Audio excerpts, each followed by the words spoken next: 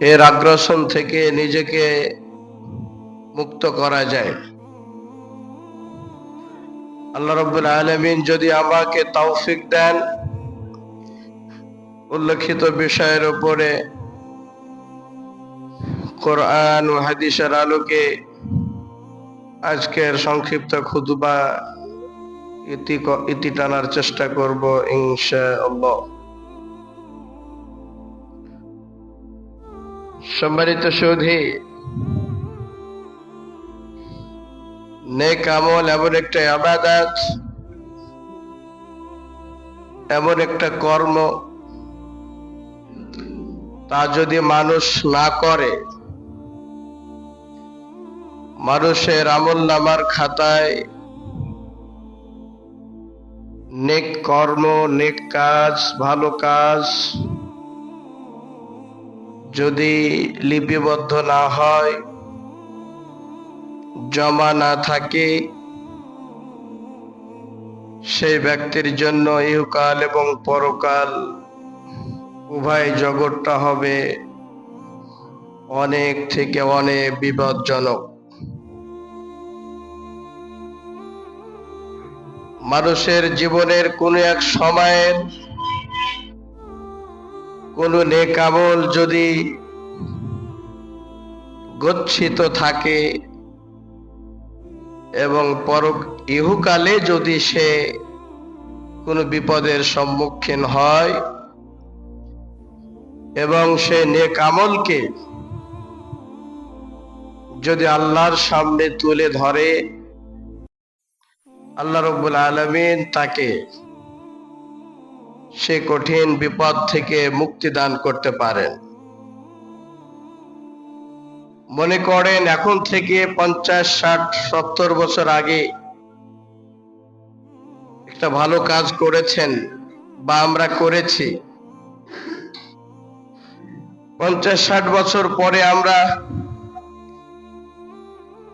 বড় এক বিপদের সম্মুখীন হয়েছি, তাহলে কি আমাদের বহুদিনের সেই নেক আমলটি আমাদের উপকারে আসবে? হ্যাঁ, রাসূল কারীম সাল্লাল্লাহু আলাইহি ওয়াসাল্লামের মুখনিসৃত বাণী, হাদিস গ্রন্থ তা প্রমাণ করে। এছাড়াও প্রতিটা বিপদ থেকে প্রত্যেক মুমিন মুমিনা বান্দা বান্দিকে আশ্রয় চাইতে হবে, বিশেষ করে সালাতের পরে অথবা সালাতের মধ্যে। আল্লাহ রাব্বুল আলামিন পৃথিবীর মানুষকে বলছেন, ইয়া আইয়ুহাল্লাযীনা আমানুস্তাঈনু বিস-সাবরি ওয়াস-সালাহ ইন্নাল্লাহা মা'আস-সাবিরিন। হে পৃথিবীর বিশ্বাসী ব্যক্তিবর্গ, তোমরা সালাত ও ধৈর্যের মাধ্যমে আল্লাহ তাআলার কাছে আশ্রয় ভিক্ষা চাও। সালাতে ধৈর্য ধারণ করার কথা আল্লাহ বলেছেন। আমরা যারা সালাত আদায় করতে আসি টুকটাক 2-4টা সিজদা দিয়ে তাড়াহুড়া করে মসজিদ থেকে বের হয়ে যায়, অথচ রাসূল কারীম সাল্লাল্লাহু আলাইহি ওয়াসাল্লাম বলছেন, ফরজ সালাতের পরে আল্লাহ তাআলার কাছে দোয়া কবুলের সবচাইতে উত্তম সময়, যে সময় দোয়া করলে সাথে সাথে আল্লাহ তাআলার কাছে কবুল হয়ে যায়। পড়েন না সুবহানাল্লাহ। এইজন্য আল্লাহ তাআলা মুমিনদেরকে ডেকে বলছেন, ওগো মুমিন বিশ্বাসী বান্দা বান্দি শোনো, ধৈর্য সহকারে সালাত আদায় করো, মনোযোগ সহকারে সালাত আদায় করো, ধীর গতিভাবে সালাত আদায় করো। সালাত আদায় করতে গিয়ে তোমার মনের ভিতরে যেন আনন্দ ফিরে আসে, এমন ভাবে সালাত আদায় করো যেন তুমি আল্লাহর সাথে কথা বলছো বা আল্লাহকে দেখছো, অথবা আল্লাহ তোমার সাথে কথা বলছে, আল্লাহ তোমাকে দেখছে। এইরকম মনোভাব নিয়ে তুমি সালাত আদায় করো ধৈর্য সহকারে।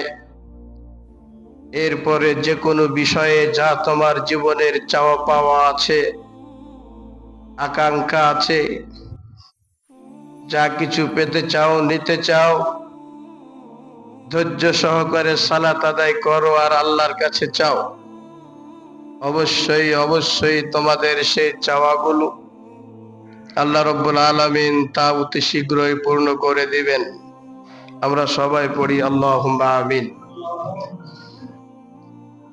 এই জন্য সালাতে এসে তাড়াহুড়া করতে নেই, ধৈর্য সহকারে সালাত আদায় করতে হবে, নেকামল করতে হবে।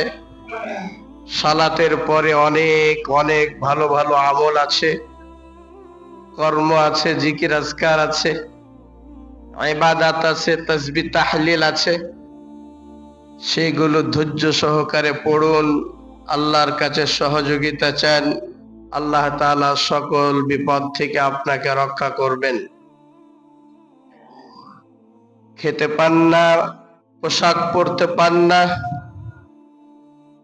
ঋণগ্রস্ত হয়ে পড়ে আছেন, সারাক্ষণ টেনশনে ভুগছেন, আল্লাহ তাআলা বলছেন লা তাকনাতু মির রাহমাতিল্লাহ। হে পৃথিবীর মানুষ, শুনে রেখো, তোমরা আল্লাহ তাআলার কাছ থেকে নিরাশ হয় না, তোমরা আল্লাহ তাআলার রহমত থেকে নিরাশ হয় না। কারণ তোমরা যদি ধৈর্য সহকারে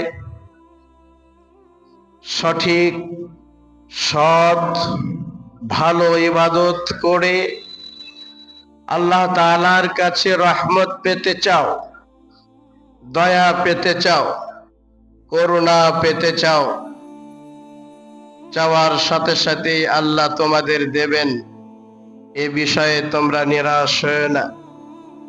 আল্লাহ তাআলার দয়া সার্বক্ষণিক তোমাদের জন্য নির্ধারিত, অবধারিত, যা তোমরা চাইলে কামনা করলেই সেটা পেয়ে যাবে ইনশাআল্লাহ। আপনি হয়তো বলছেন আমি তো অনেক ডাকাডাকি করছি, আল্লাহ কেন আমার কথা শুনছেন না?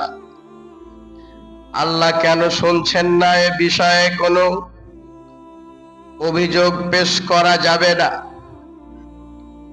কারণ দোয়া করলেই যে আল্লাহ সাথে সাথে কবুল করে নেবেন এমনটি না। আল্লাহ তাআলা বলেছেন ওয়া মা তাশাউ